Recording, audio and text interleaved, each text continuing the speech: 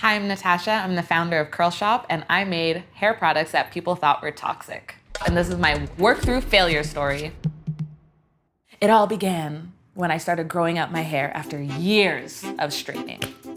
Hence the curls. When I first started CurlShoppe on my own, rediscovering, I guess, myself and my own curly hair, I was looking at a lot of hair products. And most of the hair products came out of the US. It was expensive. I would have to plan a road trip just to go get hair products. Out of nowhere, I just had this idea. I was like, I'm gonna make hair products. Honestly, I hate science. I really don't know where this came from. I was confident that I could do it. It was a fun new challenge.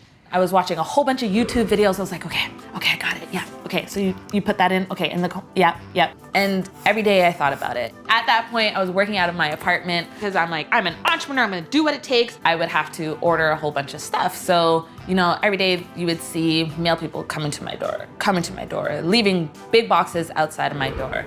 I was cooking these products in the kitchen, so I would have these big double boilers and everything would just steam up. All the windows would get foggy, and there was another apartment building that faced our window, and I see kind of people like looking, and I was like, don't look over here. I kind of felt Breaking Bad-ish.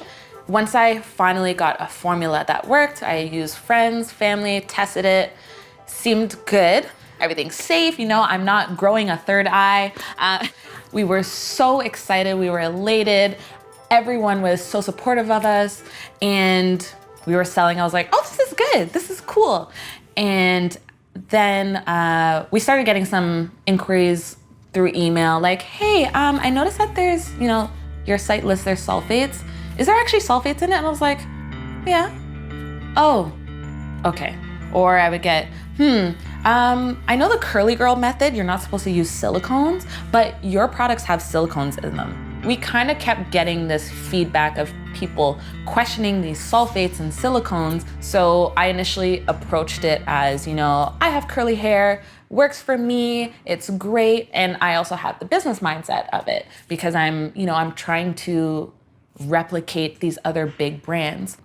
I thought this was okay because I went to salons, I looked at all the shampoos, everything had sulfates and silicones. So I was like, okay, all the big brands are doing it, we should be okay.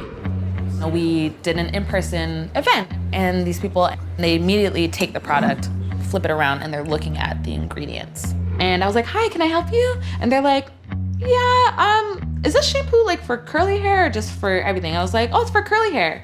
And they were like, okay, there's sulfates in it. And I was like, yeah. And I felt like a broken record that I was trying to, defend my products. Like, these products are my babies. Like, I made them, I put my heart into them. And I felt like people were just like, I didn't want to have, that thought of like, do you really know what you're doing? I didn't want to be questioned. And the fact that this kept coming up, I was like, I need to make a change. And so I was like, okay, I'm gonna go back. I'm gonna make sure that I fix these other products, taking out the sulfates, taking out silicones, got this. Our product's gonna be so clean, everything's gonna be fixed. So I would go home and, fire up the equipment, and I would try and strategize and formulate, and the problem didn't want to be fixed. I was like, what the heck? I was making these hair products and they were clumpy, they were too watery, they were too thick. The formulations, they would separate, and I'm like, holy crap. And then I saw a blog post and someone was like, how do I remove silicones from a recipe? Water.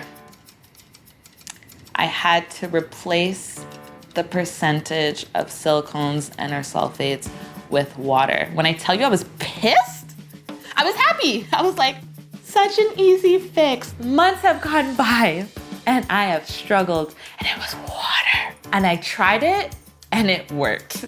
As an entrepreneur, you're gonna get blowback. You're gonna go through some things. It's honestly like being in a relationship. If you really want it, you can work on it. You can change and be real and be true to your customers and know that you're there for them. You're never gonna stop.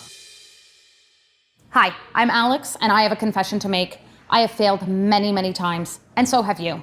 And that is why I produced this WTF story, so that you and I could feel a little bit less alone. So if you want to learn more about founders who have overcome their challenges and worked through their failures, be sure to like this video, subscribe, and hit the bell to turn on our notifications.